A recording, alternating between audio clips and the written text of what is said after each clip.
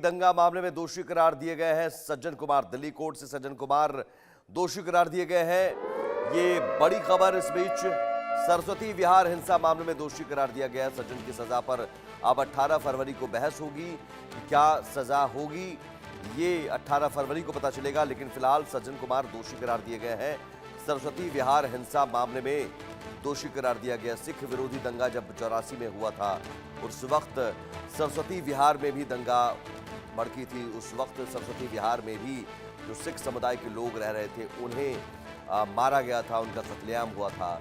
और इस पूरे मामले में आरोपी सज्जन कुमार, जो कि कांग्रेस के नेता रहे, अब सज्जन कुमार को इस पूरे मामले में लंबी सुनवाई के बाद दोषी करार दे दिया गया है। और 18 फरवरी को अब उनकी सजा पर बहस होगी। 1984 सिख दंगे से जुड़े केस में सज्जन दोषी करार दिए गए हैं। और इसमें चूंकि अलग अलग क्षेत्र को लेकर अलग अलग मामला दर्ज किया गया था, तो सरस्वती विहार में जो दंगा भड़की थी, सरस्वती विहार में जो हिंसा हुई थी, कत्लेआम हुआ था, उसे लेकर जो मामला दर्ज किया गया, उसमें भी आरोपी सज्जन कुमार को बनाया गया था। उस मामले में सज्जन कुमार को दोषी करार दिया गया है। राउज एवेन्यू कोर्ट ने ये फैसला सुनाया है। सिख विरोधी दंगा मामले में दोषी करार दिए गए हैं सज्जन कुमार। 18 फरवरी को अब सज्जन कुमार की सजा पर बहस होगी। सरस्वती विहार हिंसा मामले में दोषी करार दिए गए हैं सज्जन कुमार।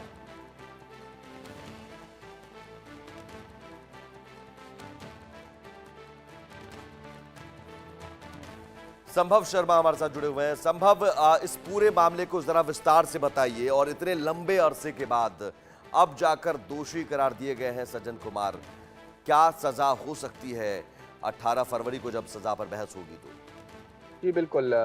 दिल्ली की राउज एवेन्यू कोर्ट ने बुधवार को यानी कि आज पूर्व कांग्रेस सांसद सज्जन कुमार को दोषी करार दिया है। 1 नवंबर 1984 को सरस्वती विहार इलाके में जो हत्या, लूटपाट और रायट्स, दंगे हुए थे, उस मामले में सज्जन कुमार को दोषी करार दिया गया है, गिल्टी करार दिया गया है। पिता और पुत्र जसवंत सिंह और उनके पुत्र तरुणदीप सिंह की हत्या का इल्जाम 302 के आईपीसी के चार्जेस, जहां मर्डर का चार्ज है, दंगा भड़काना सेक्शन 147 ऑफ आईपीसी, डकैती सेक्शन 395 और आर्सन आगजनी 436 आईपीसी इंडियन पिनल कोड के ये चार्जेस थे।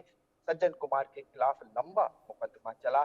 40 वर्ष हो गए सिख विरोधी दंगों को। 1 नवंबर 1984 की सरस्वती विहार की ये घटना, और फाइनली बहुत डीले के बाद ये जजमेंट आता है। राउज एवेन्यू कोर्ट ने आज ये जजमेंट पास किया, जहां पर इन्हें, सज्जन कुमार को गिल्टी करार दिया गया।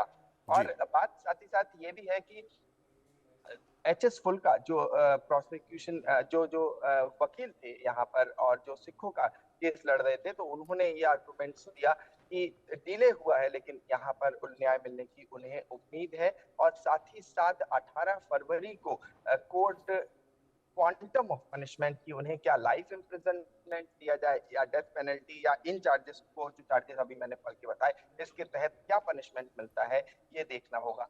साथ ही साथ मैं आपको बता दूं कि सज्जन कुमार पहले से जेल में है और लाइफ इम्प्रिजनमेंट जो जो उनको मिला हुआ है। दिल्ली हाई कोर्ट ने पहले ही दिल्ली कैंट के दूसरे सिख विरोधी दंगे से ही रिलेटेड मामले में उनको दोषी करार दिया था। दिल्ली हाई कोर्ट ने उन्हें लाइफ इम्प्रिजनमेंट, आजीवन कारावास की सजा सुनाई थी, जिसके तहत वो अपनी सजा काट रहे हैं। और अब सरस्वती विहार वाले मामले में दिल्ली की Rouse Avenue court, trial court ने उन्हें दोषी करार दिया है। 40 वर्ष बाद उन्हें दोषी, 40 या 41 वर्ष बाद वो दोषी करार देना स्वाभाविक है कि जुडिशरी के डीले पर भी सवाल उठाता है। लेकिन जिस तरह से जो विक्टिम्स थे, उसमें बिल्कुल कई ऐसे संभव। कहा जाता है जस्टिस जी, delayed is is justice justice denied. Denied.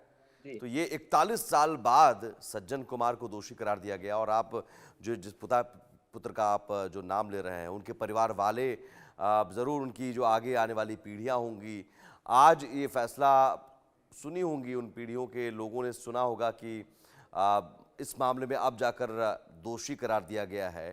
तो यकीनन वो खुश हों या दुखी हो, ये वो अभी तय नहीं कर पा रहे होंगे।